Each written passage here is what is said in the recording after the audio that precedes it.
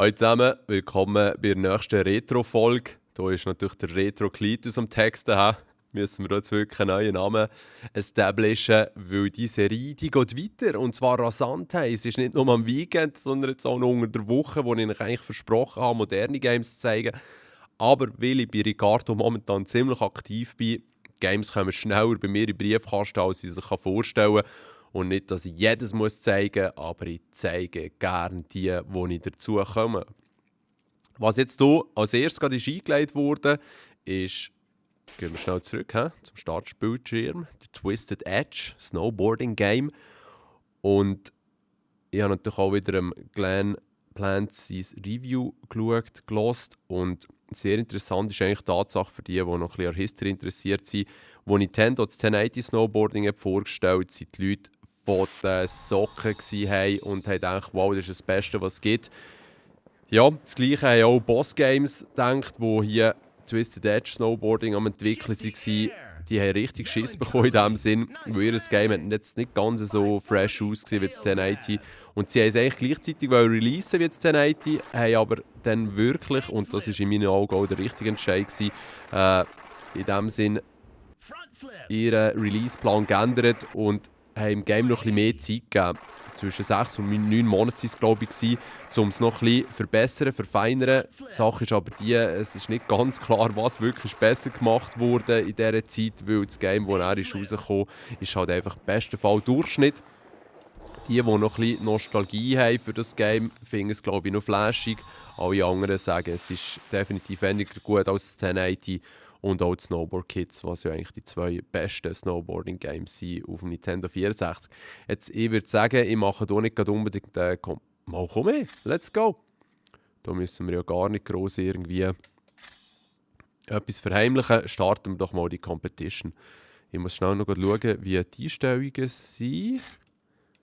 Gamma Boost nehmen wir raus. Und vielleicht noch schnell ein bisschen Pixel schärfen. Yeah, not sure. Mal probieren wir es. Und den Blur nehmen wir doch auch noch raus. Durch was es geht. Also. Man kann hier verschiedene Fahrer und Fahrerinnen wählen. Aha, okay. Das ist also der Guns aus Germany. Der hat ein richtig straubes Bärtchen auf dem Bild. Sein 3D-Modell scheint das nicht zu haben. Okay. Dann Silvia aus Frankreich. Okay. Auch sie, sehr abgefahrene Haare. Und dann das 3D-Modell hat nichts von dem, logischerweise. Sie sieht doch ein bisschen aus wie Ding. Wie heisst sie? Daphne von Scooby-Doo, Mann. Oder er. Oh, sorry, no offense, dude. Hey. Ich denke, es ist ein anderer Typ. Yeah. Okidoki, dann kommt noch der Kevin aus Amerika. Ja, alles klar. Coole Kleider. Yeah. Let's take him. Jetzt haben wir hier verschiedene Boards zur Auswahl, wo wir verschiedene Stats haben. Wir nehmen einfach gerade den Cat. Ich weiss doch gar nicht, was das bedeutet. Darum, let's go with the Cat. Genau, das klingt alles so, wie es soll. Und dadurch, dass ich es noch nie gespielt habe, wird es eben, wie gesagt, interessant. Hey, nein, es sieht schon ein bisschen straub aus. Er ist auf die Fresse geflogen. Was kann ich da machen? Nichts, auf 10, okay. Hier kann ich mich ein bisschen vorbücken, gut. Dann hier kann ich jumpen, alles klar. Hier kann ich irgendetwas anderes machen. Oh. Hey, eines der Probleme von diesem Game, und das merke ich jetzt auch gerade, ist ja, dass es noch 3 andere Fahrer hat. Fahrerinnen. Weil das 1080 hat nur einen Gegner jeweils. Snowboard Kids, wo ein bisschen einfacher Darstellung ist, gesamthaft hat auch wiederum mehr Fahrer. Aber das Twisted Edge, das so klein hat, wollte auch in die Richtung 1080 gehen, hat es schlussendlich schlicht übertrieben mit so vielen. Weil das Game läuft ultra langsam und nicht wirklich stabil. Wobei, es ist natürlich frech. Cool, hinten rechts einen Trick gemacht. Es ist natürlich frech, wenn man das jetzt schon so nach kurzer Zeit beurteilen. Aber sogar der Zug oben scheint in Zeitlupe zu gehen. Hey. Und das fühlt sich auch an, als würde man das Snowboard so ein bisschen über eine Leimfläche schieben. Und jetzt nicht über schön geschliffrigen Schnee. Ja, das 1080 habe ich noch nicht gezeigt, werde ich in einem separaten Video machen. Es sind Welten. Hey. Wirklich krass. Ja, wo ich das ganze Setup gerade eingerichtet hier bei mir daheim, merci für in mich reinzufahren, Typ, habe ich so ein bisschen halt das Idle-Video geschaut von Twisted Edge, wenn man ja nichts drückt. Beim Startscreen kommen dann so verschiedene Sequenzen und dort sieht man dann viele coole Tricks. Ja, wenn man die natürlich ausführen kann, wenn das Ganze da auch ein bisschen schneller läuft. Okay. 3, 2, 1, go! Holy moly.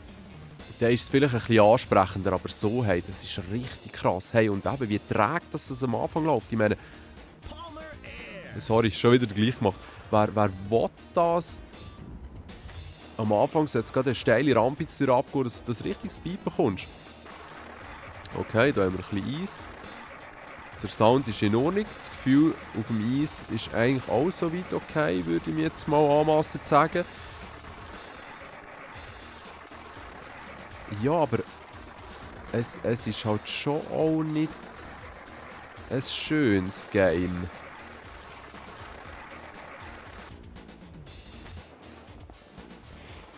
Und es fehlt ihm halt auch so ein bisschen der Charakter ein Stück weit. Ja, okay. Für den 10er habe ich das bekommen. Bin ich gerne bereit gewesen, mal zu investieren, um zu schauen, was eben abgeht mit dem Spiel. Weil ich schon einiges gehört habe. Werde in einem sehr unwahrscheinlichen Fall ein UFO, okay, cool, noch ein bisschen weiterspielen. Weil mir denkt, schon jetzt spürt man so einen kleinen Geschwindigkeitszuwachs. Ist fast unmöglich, dass der Unterschied so groß ist zwischen diesen Strecken. Vielleicht habe ich einfach auch ein Slow-Ass Snowboard gewählt, das Cat-Ding, das könnte doch auch sein. Jetzt haben wir sonst noch die dritte und letzte Strecke von dieser Competition. Hier haben wir sogar jetzt auch noch ein bisschen steilen Start. Ja, yeah, cool. Ja, aber hey, nein, das ist schon ultra undynamisch, hey, dieser Start. Wobei eben das Reinliegen ist eigentlich noch easy gemacht. Die Steuerung ist auch voll in Ordnung. Dass man einfach durch die anderen Fahrer klippen kann, spricht auch nicht unbedingt für das technische Grundgerüst von diesem Game. Yeah.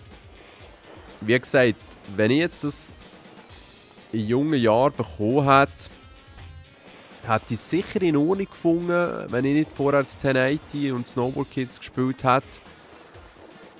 Ja, aber sonst, es ist nicht ganz klar, in welche Richtung dass der Entwickler eigentlich gehen mit seinem Spiel. Und vielleicht hätte sie gescheiter noch ein bisschen mehr auf Simulation gemacht. Dann wäre es immerhin als Simulations-Snowboard-Spiel auf dem Nintendo 64 verfügbar gewesen. Jetzt auch das hat jeder seine, wow. Weil in Bezug auf den Fun eben ja gibt es schon Snowboard Kids und dort hätte sie sich vermutlich auch nicht messen können. Schade eigentlich. Immerhin funktioniert das Rumble Pack. Und es ist sicher so, dass ich hier irgendetwas verhänge.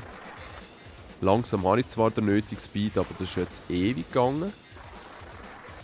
Ja, zieht es rein. Einmal auf die Fresse gefallen und keine Chance zum Aufholen. Ja, genau. Ja, thanks a lot, Loser. Aber, weil ich jetzt zweimal gewonnen habe, genau, bin ich gleich noch on top. Ja, schön.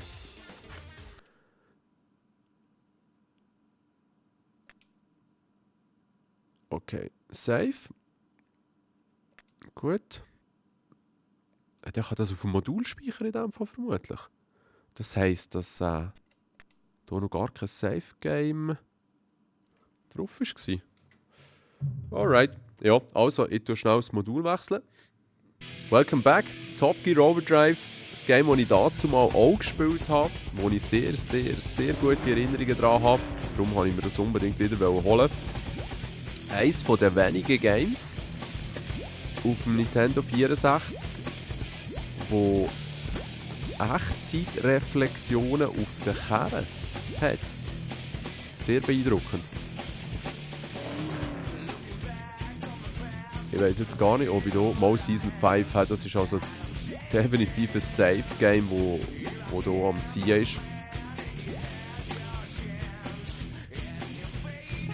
Und ganz ehrlich, ich möchte eigentlich gerne von Anfang an starten. Hey.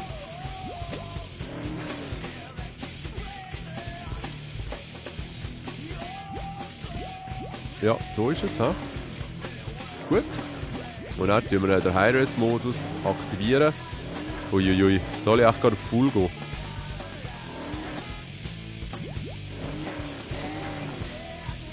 Okay.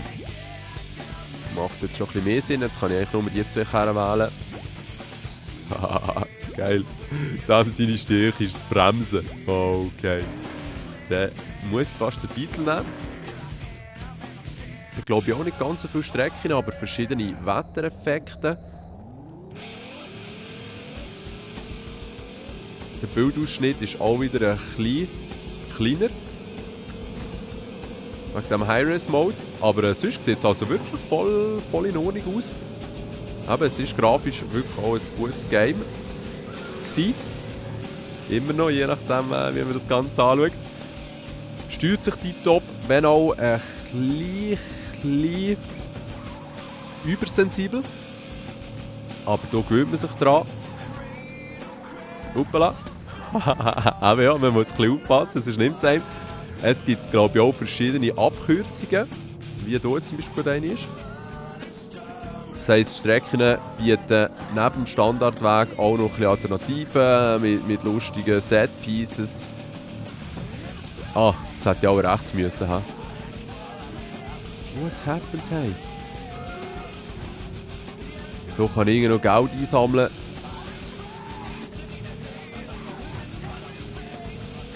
Hey, zieht nicht rein, wie weit das die anderen voraus sind.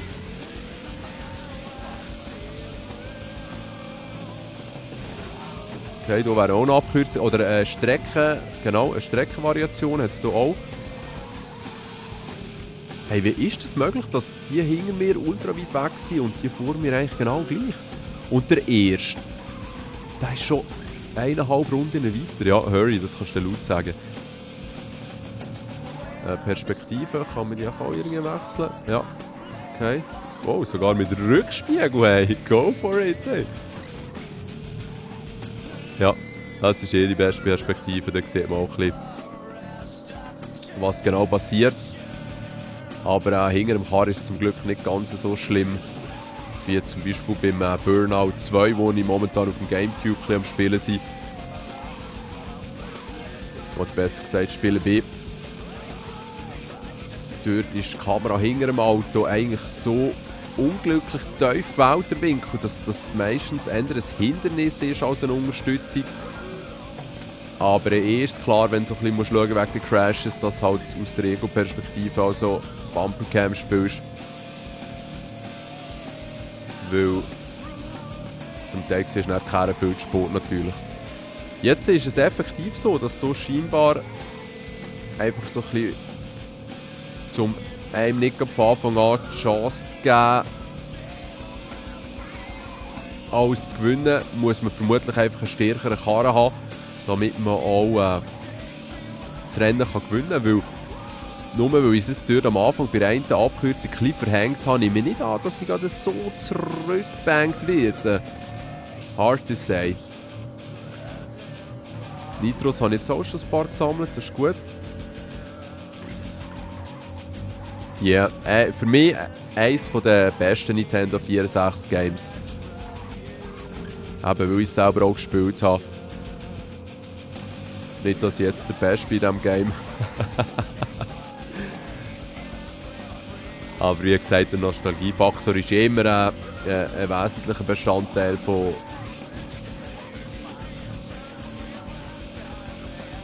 der Qualität des Games, weil, wie soll ich sagen, etwas, was ich dazu mal gespielt habe und was mir dazu mal gut gefallen hat, das ist ein Hammer-Game. Egal wie gut dass es effektiv oder für andere ist, das könnt ihr selber natürlich auch.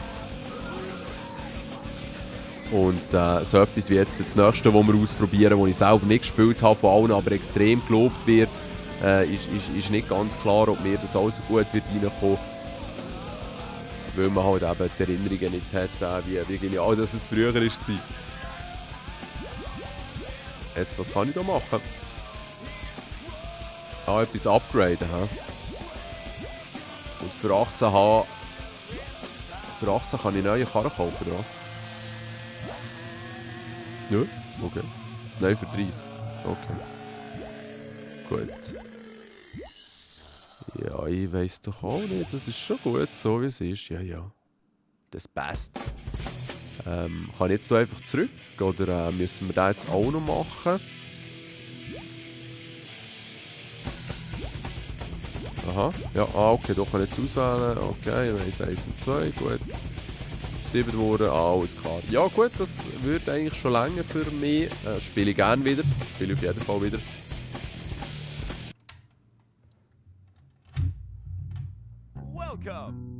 Yeah, Beetle Adventure Racing. Wer jetzt eingelegt, ist ein Game, das ich dazu mal nicht gespielt habe, aus dem einfachen Grund, dass es nur Beetles hat zum Fahren. Und dort habe ich dazu mal sagen, interessiert mich nicht wahnsinnig das Auto.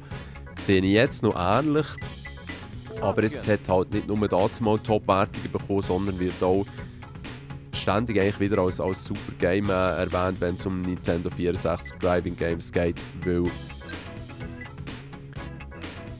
es ist so, dass es sehr viele verschiedene Streckenvariationen bietet. Leider unterstützt es scheinbar das Rumble Pack nicht, weil ich müsste das Controller Pack in den ersten Controller rein tun, damit das überhaupt speichern kann.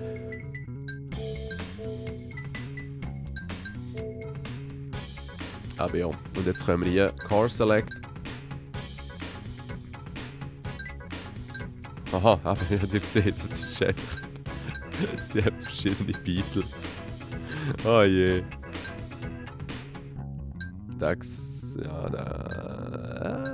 ich würde sagen, der gefällt mir gut. Auf und ab kann man die Farbe wechseln. Nehmen wir ihn doch in grün. Und natürlich automatisch, ja. Okay. Okay, dann kann ich jetzt wechseln, hä? Gut.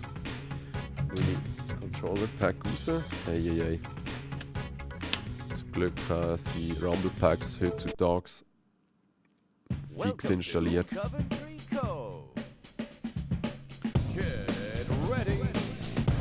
Ich nehme an, hier haben wir auch ein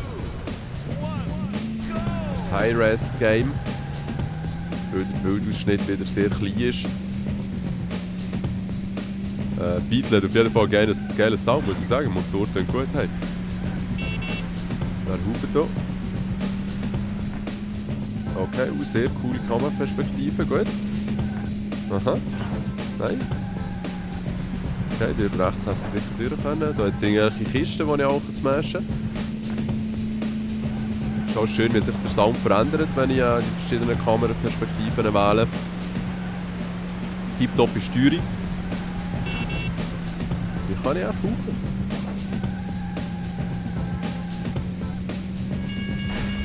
Geil, so ein bisschen dynamische Streckenelemente. Okay, der Tunnel, den ich sicher auch hätte rein können. Ich werde auch nicht langsamer, wenn ich auf dem Gras fahre. Das ist auch sehr nice, arcadig. Oh je, der klebt auch gut an der Steilwand. Okay, das ist das Nitro, alles klar. Da wäre das nächste gewesen. Hier wäre auch wieder eins. Da ist auch wieder eins, wow. Cool, ich bin erst, ist auch gut. Hier wäre eine Scheune gewesen, rechts. Schade, nicht verwünscht. Auch hier eben, wie im Rush, wenn man die Strecke logischerweise kennt, oder wie in jedem Racing Game HH, und vor allem dann eben die Abkürzungen, kann man schlussendlich eigentlich ganz eine andere Runde fahren als hier auf dem regulären Pfad. gilt es natürlich herauszufinden, wo sich die befinden. Gewisse sind offensichtlich und andere sind eben scheinbar ziemlich hidden. Sieht gut aus, sieht wirklich sehr gut aus, das Game. Okay, da kann ich bremsen, zurückschauen. Ah, Hupe ist sehr rechts, okay. Ja. Ah. Okay, jetzt auch wieder ein Päckchen. Okay, da hätte ich jumpen können. Wow, das wäre schön gewesen, hey.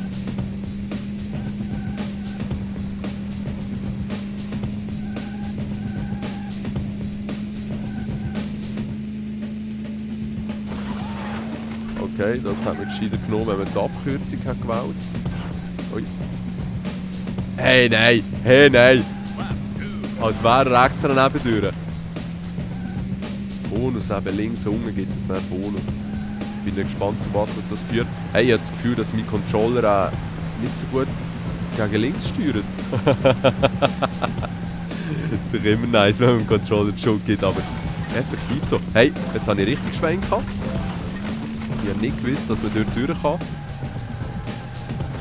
Jetzt wird ziemlich abrupt abbremst worden, leider. Wow, okay, cool. Hey, jetzt gehe ich gerade hier in die Tunnel. Jesus, ja nicht lenken, wenn man den Nitro auflässt. Jetzt gehe ich gerade hier in die Tunnel rein. Okay. Immer wieder gut für Bonuspunkte. Aha, hier kommt man also nicht durch. Hier kann man nicht zurückfahren. Hallo? Hey? Gar nicht. Nein, komm, verarsch mich nicht. Also, ich drücke jetzt wie eine Muni auf die Bremse. Ah, jetzt ist der Rückwärts drin. Okay, der Z unten muss ich drücken. Ja, das ist keine strange. Yeah. Somit habe ich hier gäbig Plätze verloren. Hey, das hole ich auch nie mehr auf. Aber es gibt uns wiederum die Chance, wie gehabt, ein paar Abkürzungen vielleicht zu finden. Ah, okay. Und die Nitros, die ich vorher genommen habe, sind jetzt natürlich nicht mehr da. Das ist auch noch ein wichtiger. Die Musik dudelt leider so ein bisschen im Hintergrund vor sich her. Cool.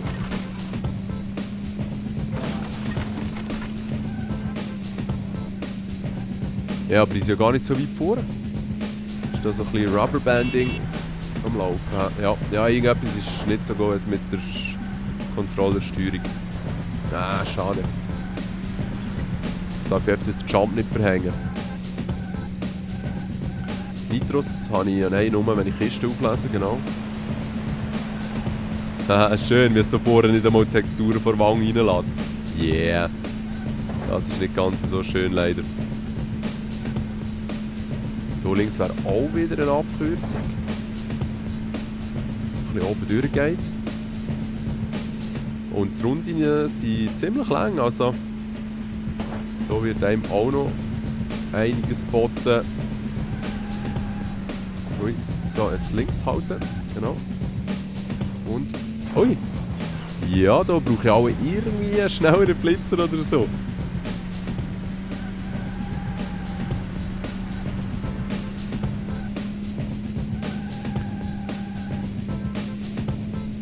Hey, also Musik müssen wir dann fast deaktivieren, um ehrlich zu sein. Das tönt jetzt gerade nicht so gut. Actiongeladen, motivierend, sondern mehr so ein bisschen chillmässig. Who's chillen? Hey, ich bin hier am Racen mit 130 durchs Dörfli. Hier noch einmal die versuchen. Ja, schön verwünscht das mal. Jetzt einfach nicht mehr in den Kran, genau. Und dann geht es gäbig, ja. In dem Sinne sogar etwas aufholen können.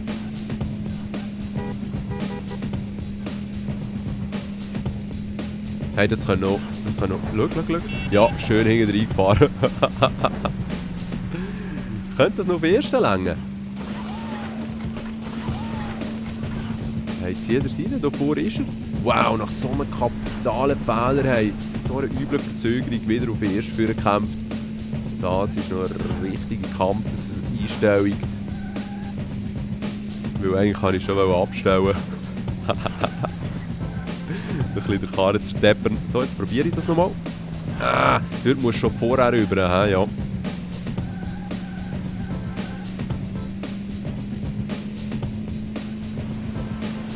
Hey, die Musik ist eine Katastrophe, sorry.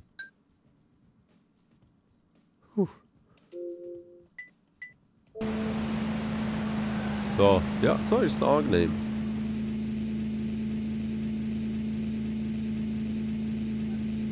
Kann man selber ein bisschen Sound laufen. Jetzt habe ich die auch schon wieder verhängt, schade. Dann möchte man so viel zeigen von diesem Game und kommt zu so wenig. Okay, ja, es scheint wirklich so, als hätte das absolut die Lorbeeren verdient, die es überall bekommt. Ein cooles Renngame. Muss ich auf jeden Fall noch ein bisschen weiter reinschauen. Way to go. Hey, irgendwie ist mir das jetzt voll unbekannt vorgekommen. Hey, da sind wir doch noch nie durchgefahren. Yeah. Okay. Also, jetzt wie tue ich speichern. Ah ja, genau, Continuous irgendwie, wenn man rausfuhlt, man kann auf der Strecke irgendwie so versteckte Continuous sammeln. Something like that. Save Data, ja. Jetzt sagt es mir da, ist nichts rum, genau. Okay. Nein, das wird ein richtig langes Video, also ich meine, ihr seht es ja eh. An der Dauer, aber ich bin jetzt ja, schon seit einer halben Stunde dran. Habe aber doch jetzt schon 3 Games, gut. You're still in the game. Move on to the next race. Gut. Welcome to Mount Mayhem. Oh, das klingt schon noch funny. Soll ich jetzt auch noch spielen? Ich schaue diese Szene kurz an, die ich noch mal präsentiere. Ja, yeah, komm. Den machen wir noch. 3, 2, 1, go! Nur schnell schauen, ob hier vielleicht andere Musik wird laufen. Und dann würde ich noch kurz die Einstellungen anpassen. Mal schauen, wie es aussieht mit dem Gamma Boost, okay. Und dann haben wir doch das Ganze schärfer machen, noch ein bisschen raus. Wow. Und den Blur tun wir doch da auch rein. Ja, es sieht schon verwaschener aus. Hey. Zum Glück gibt es Ultra HDMI. Ah nein, da ist jetzt mehr so ein bisschen locker flackige Töne. Ist da irgendein Helikopter hinter mir oder so? Ah ja, tatsächlich.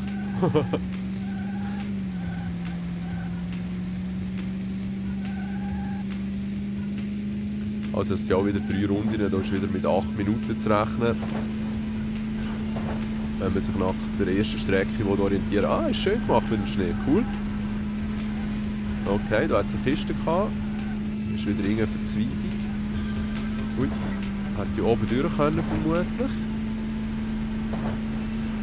Don't push me. Oh ja, und im Schnee aussen, Schäder ist das schon ein bisschen mehr hin und her.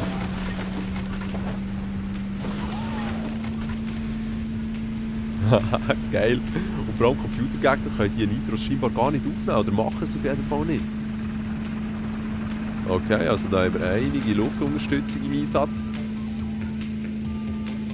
Hey, ist cool gemacht mit diesen verschiedenen Nebelstufen auch. Ui.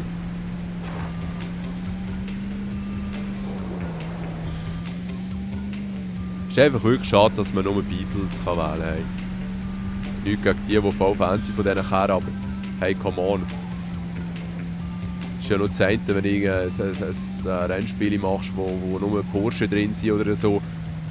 Gut, auch das ist ein bisschen leid, aber bringen ein bisschen Variation ein. Trauen ein bisschen etwas. Und vermutlich war das irgendein Brand-Deal mit VW. Oh, weil ganz am Anfang ist schön dick das VW-Logo gestanden. Aber ob der das Verkauf von Beetle wirklich angekurbelt hat, ist mal dahingestellt. Wow, der ist aber sehr nice. Und auch die Akustik verändert sich ein bisschen.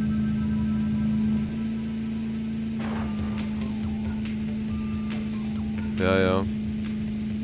Ui, den 5er nehmen wir beim nächsten Mal.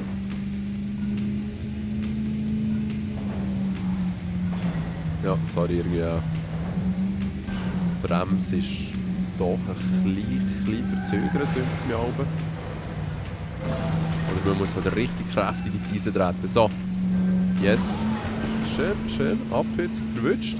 Gang noch in der Abkürzung. Ist eben auch das Schöne, sie sind nicht nur ein paar Meter lang, sondern führen einen zum Teil wirklich auch an ganz anderen Orten durch. Ja, zum Teil sind sie aber auch eigentlich ein bisschen länger oder so. He? Okay, jetzt hier kommt die Chance, oder? Ja.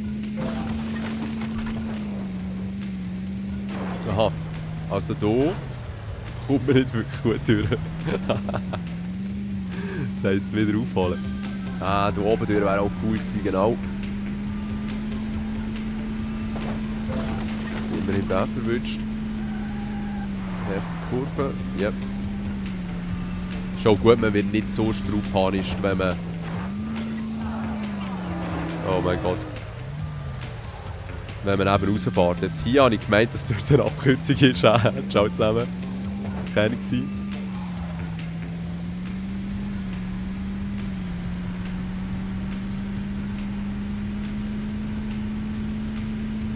Ich frage mich ernsthaft, ob es da auch immerhin der Oldschool-Beatle noch drin hat oder so. Oder ob der einzige Unterschied von der Kerne halt am Schluss nicht die Farbe ist.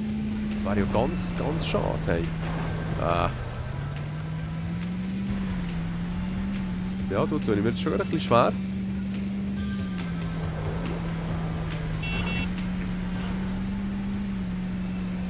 Wow.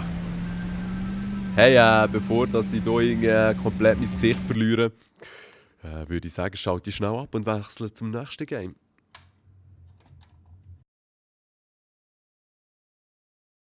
Wipeout 64 am Start. Ein Game, das ich mässig interessiert war dazumal. Aber es wird... Ja doch, es wird auch mal gelobt. Die Wertungen sind auf jeden Fall ganz okay und rein von dem her probieren wir doch das gerade mal aus. Was auch immer, ich klicke hier einfach ein bisschen. Mit A kommst du eigentlich immer weiter, oder? Das ist so das Motto von diesen Menüs. Okay, also dann kann ich das Rumble Pack einstöpseln. Da musst du immer ein kleines Tischchen neben dir haben, bei dem Nintendo 64. Damit du dann die ganzen Packs kannst wechseln. Also, schnell schauen, Kameraperspektiven gut. Sieht in Ordnung aus. Hat halt ziemlich einen Aufbau. Was Autopilot, okay? Wow. Oh, okay. Was habe ich jetzt da gemacht? Mit B kann ich dann von meine Extras abführen oder so. Ja, genau, okay.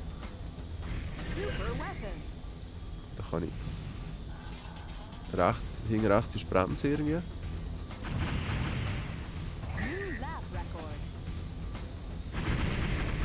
Okay, und der schießt richtig drauf. Okay. Ja, genau. Und Z ist auch eine Linksbremse. Kann man mit diesen Knöpfen ein bisschen hin und her strafen in dem Sinn. Oder auch die Luftbremsen aktivieren. Ja, das ist die erste Strecke, da habe ich jetzt noch nicht ganz so Mühe. What the fuck happened? Geil! Stimmt. Irgendein Erdbeben als Spezialwaffe oder so. Oh, jetzt habe ich glaube Nitro gehabt. Scheiße.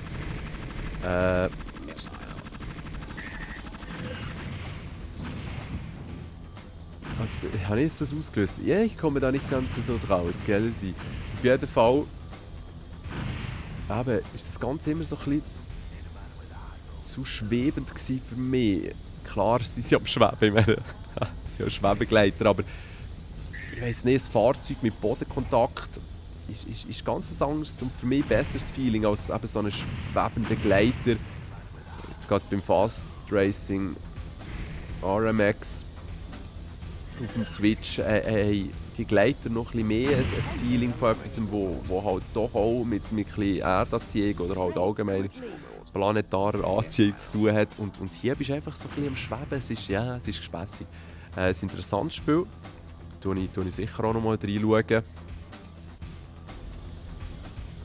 Yeah, aber ich denke, das war es mit der einen Runde. Darum wechseln wir jetzt noch zum letzten. Auf das bin ich eigentlich am meisten gespannt. Doom 64. Hat mir dazu mal sehr gefallen. Aber als das Quake ist rausgekommen, bin ich schon nicht mehr ganz so interessiert am Nintendo 64. Eher ein bisschen auf dem PC wieder am Zocken gsi, falls mich meine Erinnerung nicht trügt. Und scheinbar nichts wirklich verpasst, weil jetzt Quake 1 im Vergleich zum zweiten Teil, der auch für das Nintendo 64 ist gekommen, ist in dem Sinne ein 1:1 Port von der PC-Version, die natürlich nicht so gut aussieht, die ein bisschen vereinfacht ist. Aber sie haben sich hier nicht Mühe gemacht, gross etwas Eigenes für das Nintendo 64 zu schneidern. Das passt aber in dem Sinn. Schauen wir uns das mal anschauen. Hier haben wir so... Wow! Ein Filter, der das Ganze... das ist der Anti-Aliasing, Kantenglättungsfilter. Was für ein himmeltrauriges Wort, ich denke sehr das mal, oder 2 Wörter. Aber ja, nehmen wir den mal raus, dann ist es für noch einmal viel schärfer. Ich weiss nicht, wie es mit dem Expansion Pack aussieht. Okay, dann wieder mal wechseln. Ob das unterstützt wird, glaube ich nicht. Ich sage jetzt einfach mal so frech.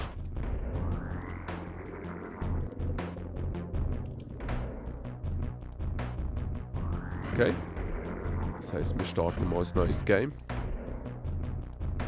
Normal ist schon gut.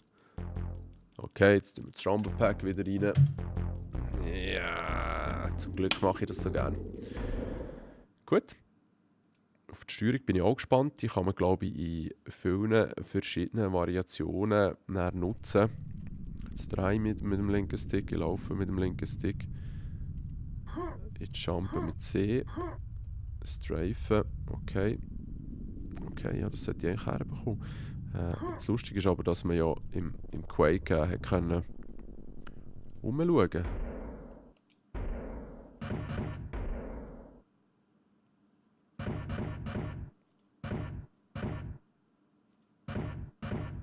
Ja.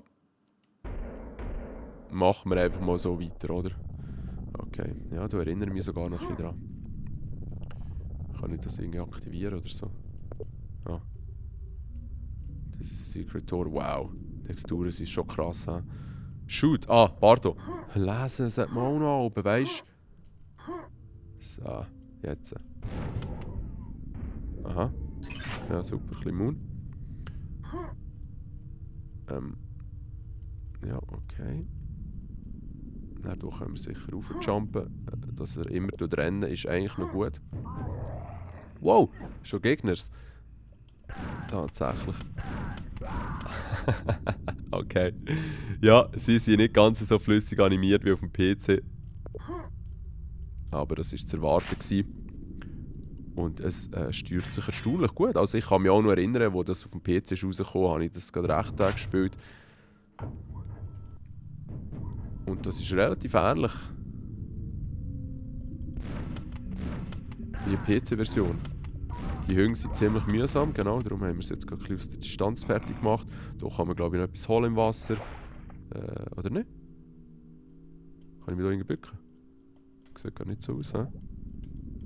Ah, okay, so hier könnt ihr eigentlich auch spielen, das ist viel angenehmer. Ja, wobei. Let's stick to the control stick. Man kann aber nicht so genau laufen mit dem Ding als mit dem Digi-Kreuz oder den C-Knopf. Yep. Okay, die Store opens elsewhere, gut. Okay, jetzt sind wir mal unter Wasser, das ist auch cool. Man muss aufpassen, man kann nämlich versticken, genau. Okay, jetzt bin ich noch schnell gespannt, was wir mit dem Ultra HDMI rausholen können. Die wir Gamma Boost nehmen wir den mal raus, genau. Und dann tun wir aber gleichzeitig... Es ist geil, dass er immer springt. Pixel ein Mühe schärfer machen. Und nehmen den Blur raus. Ja, voll. Mal, das passt. Dann speichern wir das Ding. Und dann zocken wir noch schnell ein bisschen so weiter. Ja, mal, sieht auf jeden Fall atmosphärischer aus als vorher. Vorher war es fast zu hell gewesen. Aber ja, dass die Texturen halt so ultra verwaschen sind, das ist schon ein bisschen hardcore. Aber hey, cool, weil ganz ehrlich, auf dem PC das Doom zum Laufen bringen, das Doom, wow, das Quake ist eh möglich, aber man muss gerade so ein bisschen rumtinkern, bis es dann wirklich läuft. Und hier stecke ich halt einfach das Modul rein und klar habe ich dann eine grafisch nicht wirklich ansprechende Version, aber eine, die ich spielen kann. Ja. Das Hundi. Hey, nein, aber sie haben schon sehr wenige Animationen. Hey, die springen hier auf dem Spielfeld rum. Das ist nicht so schön. Aus Shooting dabei. Hier hinten. Ja gut, Jungs. Bereiche ich echt so wie zieht nach mal rein, ja, wie das pixelt. Tatsächlich, der Typ erledigt. Jetzt haben wir hier genau schon das MG. Einen Nailgun. Yeah. Schade ist natürlich auch, dass sie keine Musik drin haben, weil die schon von 9 Inch Nails gemacht wurde. Der Trent Reznor war hier maßgeblich beteiligt und die ist schon ziemlich nice auf dem PC gewesen, der Soundtrack. Und hier haben wir halt so ein bisschen mehr so atmosphärisches Gerummel, wenn überhaupt, was schon auch in Ordnung ist. Es ist halt so ein bisschen wie beim Doom 64 auch. Es gibt im Game so ein bisschen ein anderes Feeling. Yeah. Bang. Ui. Gut, danke. Ah ja, hier habe ich rauf, genau. Und das wäre noch einmal irgendein Schalter, oder? Nein? Okay. Gut. Let's continue. Hey, schau mal unten links das Bild vom Marine. Sie hat aufgeklopfte Augen, ich hoffe, man sieht es im Video. Oh yeah, das kann ich auch noch. Hey. Das Game ist ja weitaus ambitionierter eigentlich angeplant worden. Hätte so ein bisschen zurückgedreht werden, um irgendwann mal das Release zu schaffen. Aber es hat viele Sachen, die vom Cthulhu-Mythos eigentlich inspiriert sind. Wie eben auch Gegner, Denkgegner. Ist sehr cool gemacht. Und rein von dem her hat es mich dazu mal auch geflasht und auch heute noch. Es ist ein sehr cooles Game, das Quake. Eigentlich ganz anders als Doom. Und es ist ein bisschen schade, dass es nachher so Mainstream ist geworden. Also was heißt schon Mainstream? Nein, einfach vom ganzen Thema halt nicht im Ganzen so mit dem Cthulhu-Mythos zu tun hatte, wie vorher. Da kann ich raufschwimmen, genau. Teleporter jetzt auch noch, gut. Hui! Schwenken. Gut. Ja, jetzt bin ich hier irgendwann oben. Okay, schon wieder hier. Vielleicht wäre da noch irgendein anderer Geheimgang gewesen, aber ich wollte jetzt mal ein bisschen vorwärts machen. Jetzt gehen wir wieder hier runter. Es hat glaube ich auch Voll Damage, von dem her gescheiter dem Weg folgen. Ja, die Steuerung zum geradeaus laufen ist wirklich nicht optimal mit dem Analogstick leider. Oder ich habe es zu wenig im Griff. Kommt schon. Du hättest jetzt auch raufschauen und raufschießen. Mal schauen, wie gut das möglich ist. Und du bist jetzt glaube ich schon fertig. Das war das erste Level gewesen. Yep. Ja, gut gelaufen, oder? Ein Secret nicht gefunden. Genau. Save to Controller Pack. Jawohl, jetzt wechsle ich. Ja, ich hoffe, das Controller Pack hat noch ein bisschen Platz. Das ist immerhin ein Original, das ich noch habe. Das funktioniert ziemlich verlässlich. So die Drittparty Controller Packs sind zum Teil nicht ganz so verlässlich. Und dann, wenn es selber nicht lesen kann, heisst, hey, soll ich das Ding formatieren, dann funktioniert es dann vielleicht wieder. Und das ist immer gerade die erste Option. Das heisst, wenn du einfach andrückst, dann zack, ist das Ganze formatiert, verschissen. Aber wenn man dann auch Try Again tut, dann kannst du gleich speichern. Darum halt, ja. Dritt-Party-Stuff. Hey, das wär's gewesen mit einem ziemlich langen Video. Einige Games dürfen vorstellen. Es war mir eine Freude gewesen. Ich hoffe, für euch auch. Und ihr werdet sicher wieder von mir hören. Hey. Ich wünsche euch noch eine schöne Woche und alles Gute. Tschüss zusammen.